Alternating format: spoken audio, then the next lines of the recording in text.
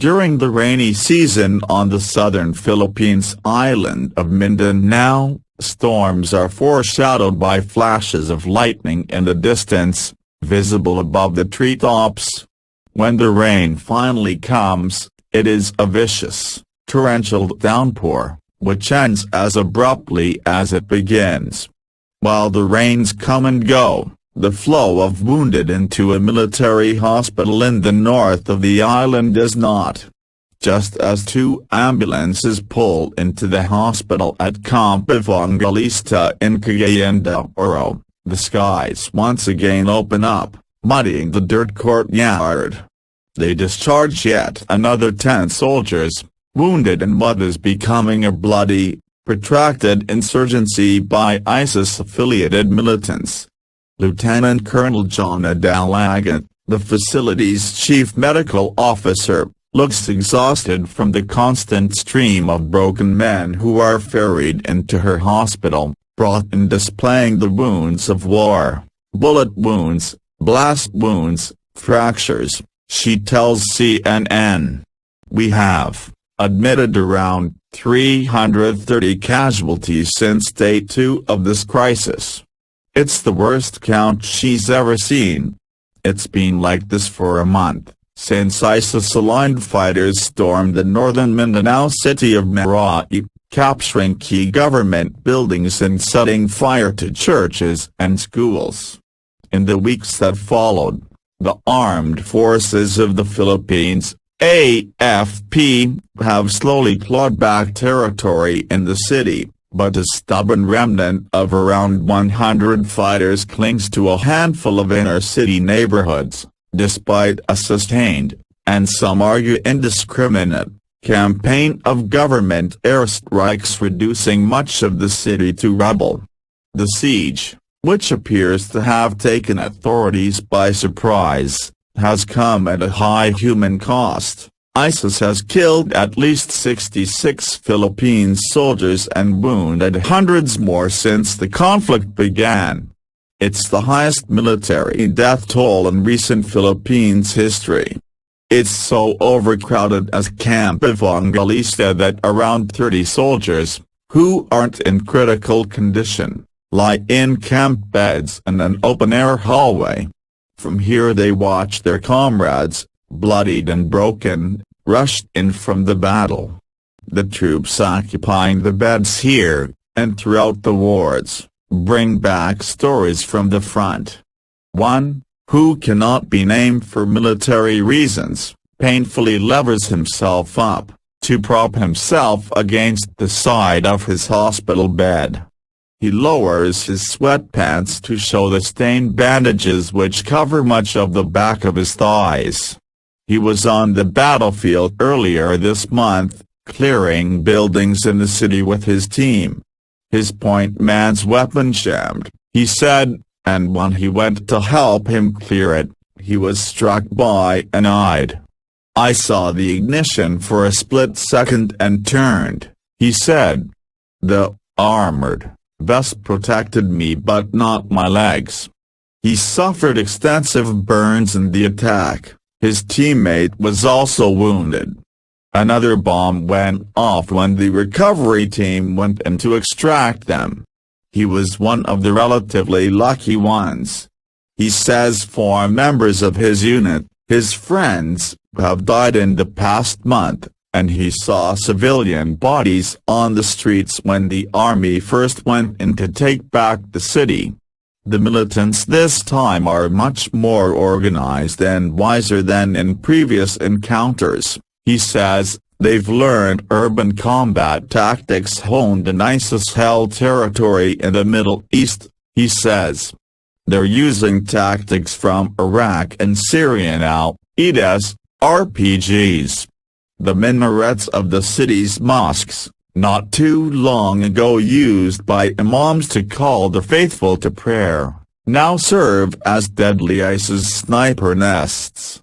Another soldier, whose mother quietly cleans his wounds as he lies in his bed, tells CNN that, as well as importing ISIS urban guerrilla tactics, they aped the AFP's methods, and are fearless in carrying out counterattacks. "We have mortars, they have mortars already," he says. "And they are ready to die." Filipinos are used to the torrential summer rains, but they do not hold out much hope that this vicious insurgency, which has erupted with a ferocity unseen here before, will end as quickly.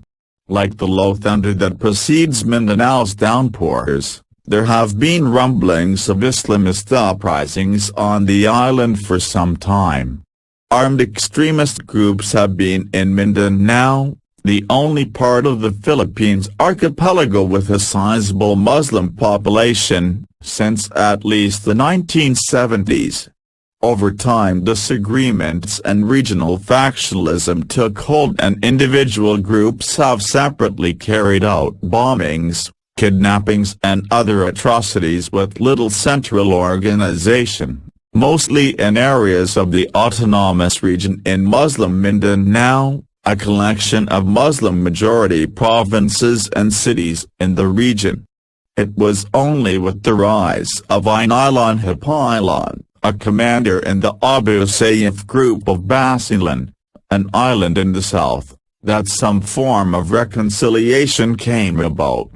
Hapailan, a wiry extremist in his early 50s, was named Emir of Southeast Asia by ISIS leader Abu Bakr al-Baghdadi in 2016 and has since set about uniting the region's extremists. In a matter of months, he has gathered as many as 14 groups under the black banner of ISIS, according to Ram al-Banlai, a terrorism expert with the Philippines Institute for Peace, Violence and Terrorism Research Monitoring Group. The Marawi operation represents the first time these forces have banded together to fight under the ISIS flag.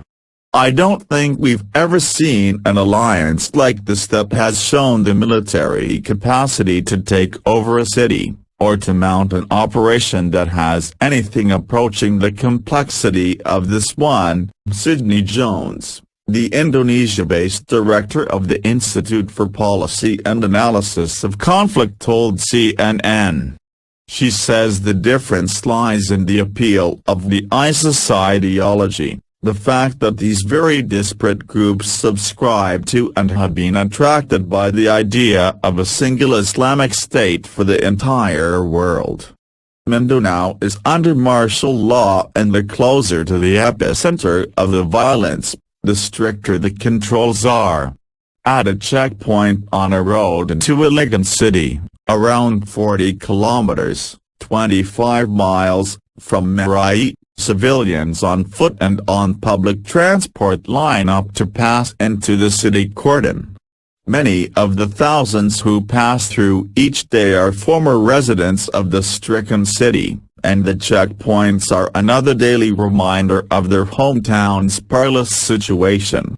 At the barrier, passengers disembark from their jeeps and line up in the June sun, slowly shifting forward towards makeshift awnings set up by the police and military.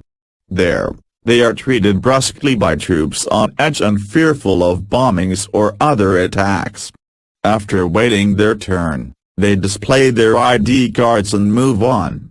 If they don't have documentation, and many lost everything when fleeing the city, they write their personal details in a logbook. One commuter, Alfie Pitago, tells CNN it is an annoyance, but it's worth being inconvenienced if it keeps the city safe. Troops and police officers are on the hunt for suspected militants and escaped convicts from the jailbreak that the terrorists conducted at the beginning of their bloody campaign. Posters featuring mugshots of suspected militants and escaped convicts hang under the awnings. One pedestrian is pulled out of line and brought in front of a laptop, which takes his picture and uses facial recognition software to compare him to the dozens of images of wanted men. No match is made, so he is told he can continue on his way. The crisis in Marawi has forced almost 350,000 to flee city and surrounding areas, creating a humanitarian crisis the government is struggling to contain. Many have sought shelter with relatives and friends outside the city, but thousands of others have crammed into makeshift camps for internally displaced people, IDP. Local councillor Henry Cablan tells CNN there are over 1,000 IDPs in his barangay, the Tagalog word for neighborhood, alone. The number of men and women are about equal, but 80% are Muslim and 20% Christian.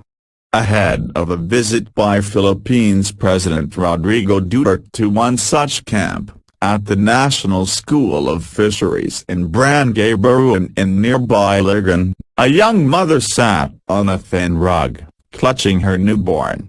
He was born in Marawi on May 23, as the battle for the city raged outside. While I was giving birth I could hear the gunfire but we didn't run for safety, Tarhata Masarip tells CNN. It was time for me to give birth. When my husband arrived at about 6 p.m., that's when I delivered the baby. At 7 p.m., we left our home and sought shelter at another house, a higher one because ours was just made of wood, like a small hut. She named the infant martial law, a nod to Duterte's decision to put the island under military lockdown. He was born when we evacuated and then President Duterte announced he was going to declare martial law, she says. So I decided to name him Marshall. With God's mercy, my baby is fine. He's been vaccinated and able to breastfeed. When we first arrived, my knees were shaky.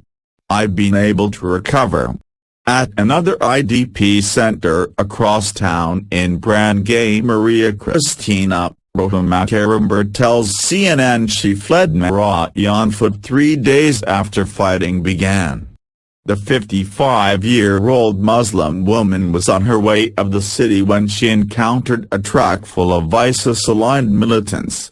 Terrified they would kill her and her companions, she said she tried to avoid their gaze but one called out to her in Arabic.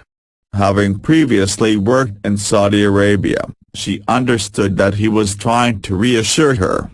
He offered her water, which she thought would be poisoned but, raging with thirst, she eventually drank it. Wiping tears from her eyes, Makarimber said the timing of the attack on her city was especially galling, as it came at the start of Ramadan, what should be a peaceful time for Muslims everywhere. Sunday saw the festival of Eid, which marks the end of the month of fasting, but those in the camps have nothing to celebrate. I used to look forward to Eid, she said. I cooked many dishes, different and delicious ones, to celebrate the end of Ramadan, but this will not happen anymore.